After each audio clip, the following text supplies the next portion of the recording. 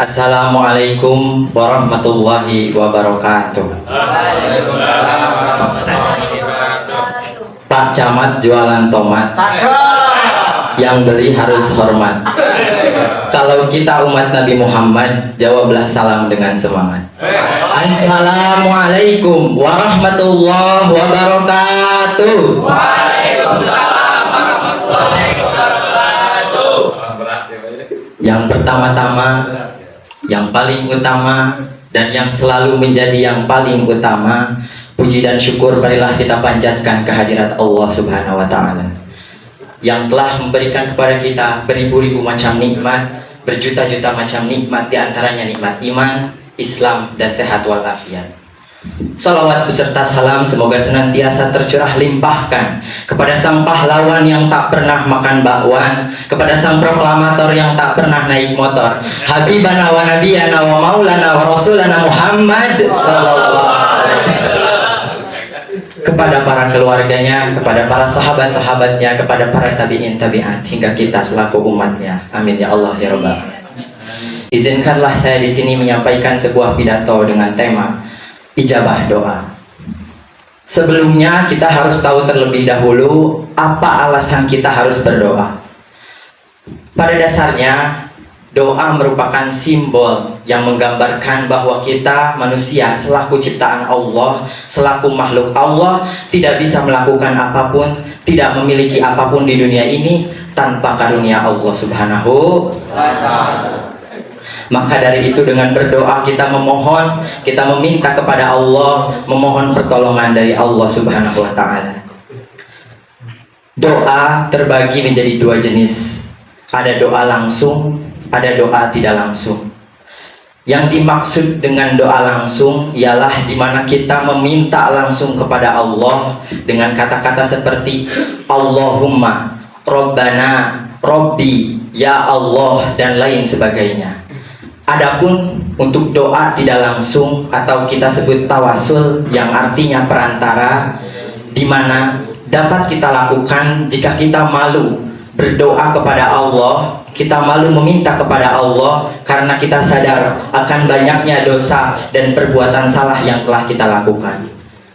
Doa tidak langsung dapat dilakukan dengan dua cara. Yang pertama dengan amal soleh, yang kedua dengan orang soleh.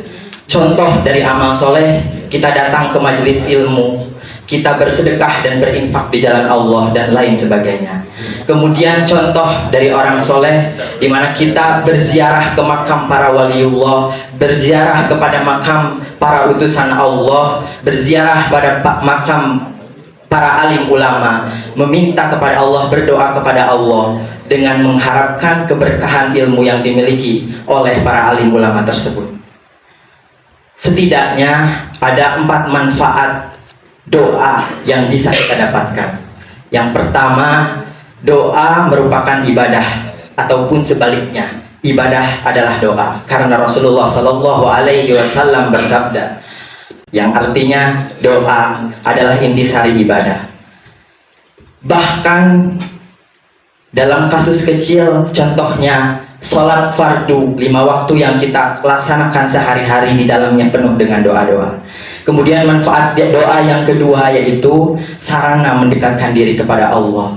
Yang ketiga, doa sebagai zikir dan mengingat-ingat Allah.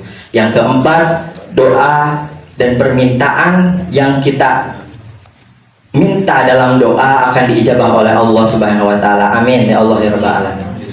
Hadirin sekalian, setidaknya ada beberapa cara, tips dan trik yang bisa kita lakukan agar doa kita diterima dan diijabah oleh Allah. Yang pertama, saat berdoa kita harus menghadirkan rasa yakin dan tekad dan kuat di dalam hati kita bahwasanya Allah Subhanahu wa Ta'ala akan mengabulkan segala doa kita. Yang kedua, saat berdoa kita harus dalam keadaan yang suci, bersih, dan jauh dari hadas kecil maupun hadas besar. Yang ketiga, kita berdoa di waktu mustajab doa. Contohnya di 1/3 malam, di waktu antara adzan dan iqomah, di waktu setelah melaksanakan sholat fardu, kemudian di malam dan di hari Jumat, dan yang terakhir setiap bulan Ramadan.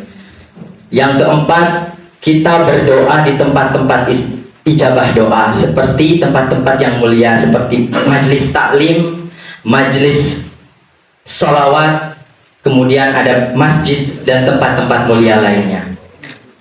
Dan yang kelima, agar doa kita bisa diijabah oleh Allah, saat berdoa kita harus menghadirkan rasa ikhlas.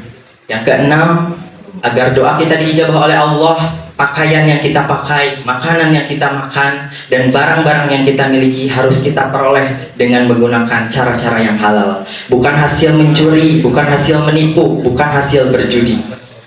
Dan yang ketujuh, agar doa kita diijabah oleh Allah, tentunya doa dan harapan yang kita minta kepada Allah harus merupakan hal-hal yang baik dan halal. Allah Subhanahu wa Ta'ala berfirman dalam surat Al-Baqarah ayat 186 yang artinya, aku mengabulkan permintaan orang yang mendoa jika ia berdoa kepadaku. Ayat ini sekaligus menjadikan sebuah janji dari Allah Subhanahu wa Ta'ala bahwa setiap doa orang muslim akan dikabul oleh Allah Subhanahu wa Ta'ala.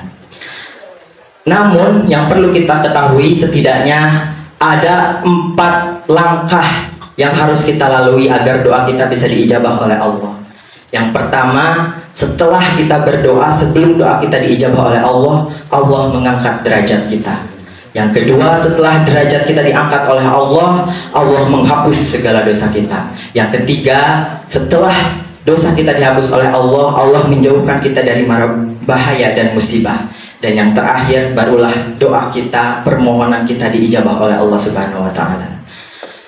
Semoga dengan ceramah saya kali ini bisa memberikan manfaat agar doa kita bisa diijabah oleh Allah Subhanahu wa Ta'ala. Amin ya Allah ya Allah. Hadirin sekalian, kiranya cukup sekian yang dapat saya sampaikan. Mohon maaf bila ada kesalahan. Kesalahan datangnya dari pribadi saya sendiri, kebenaran datangnya dari Allah Subhanahu wa Ta'ala. Kalau ada sumur di ladang, boleh kita menumpang mandi. Kalau ada umur panjang, semoga kita berjumpa kembali. Wabillahi taufiq wal hidayah. Wassalamualaikum warahmatullahi wabarakatuh.